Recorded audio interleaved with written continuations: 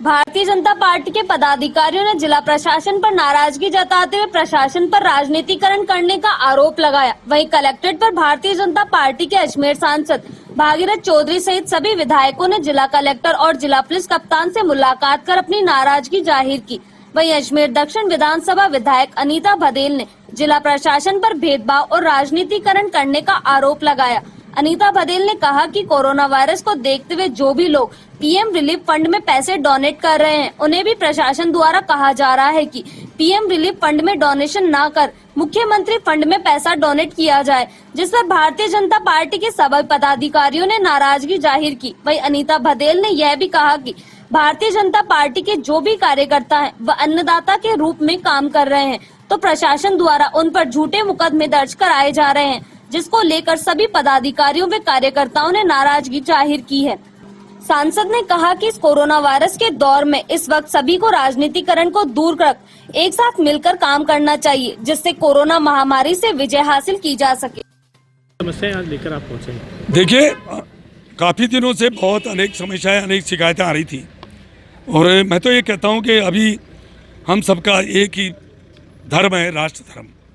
हमारे देश में, हमारे प्रदेश में, हमारे यहाँ अजमेर लोकसभा क्षेत्र में, हमारे यहाँ क्षेत्र में कहीं भी इस कोरोना जो महामारी है, इसे एक भी व्यक्ति इससे पीड़ित नहीं हो, इसका हमें सबको प्रयास करना चाहिए और ये कर रहे हैं। सारा प्रशासन कर रहा है, पुलिसकर्मी कर रहे हैं, डॉक्टर्स कर रहे हैं, नर्सिंग कर्मी कर रहे हैं, सफाई कर्मी कर रहे हैं, सभी इसमें लगे हुए हैं, मीडिया कर्मी इसमें लगे हुए हैं।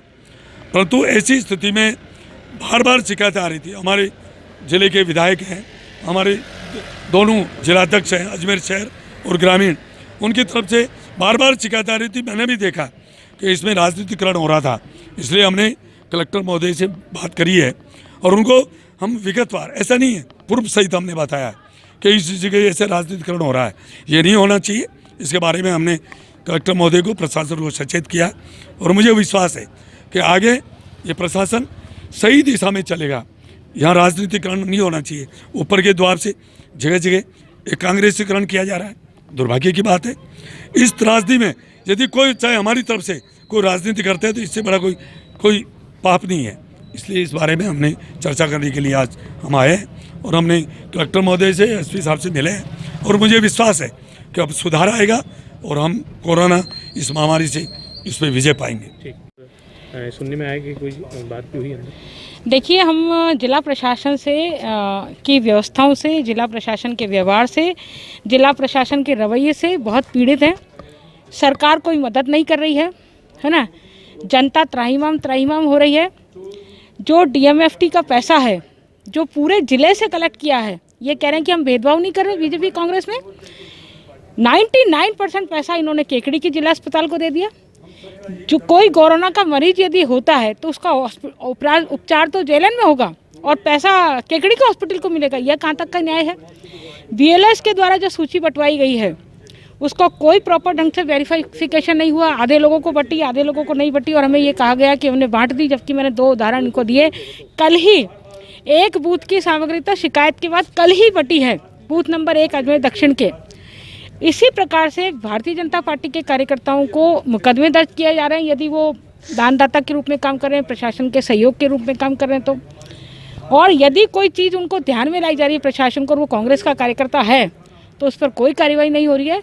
इस तरह से ये प्रशासन पूरी तरह से कांग्रेसीकरण होकर के बैठा है, कांग्रेस के कार्यकर्ताओं के जैसे काम कर रहा है, कांग्रेस के आदेशों को फॉलो कर रहा है। और सबसे बड़ी बात तो यह है, जो बहुत ही शर्मनाक बात है, कि प्रशासन द्वारा पीएम केयर फंड में डोनेट नहीं करना है, आपको मुख्यमंत्री केयर फंड में डोनेट करना, कितनी शर्म की बात है। मुझे तो कहते हुए भी शर्म आ रही है, मुझे तो ये बात बताते हुए भी शर्म आ रही है।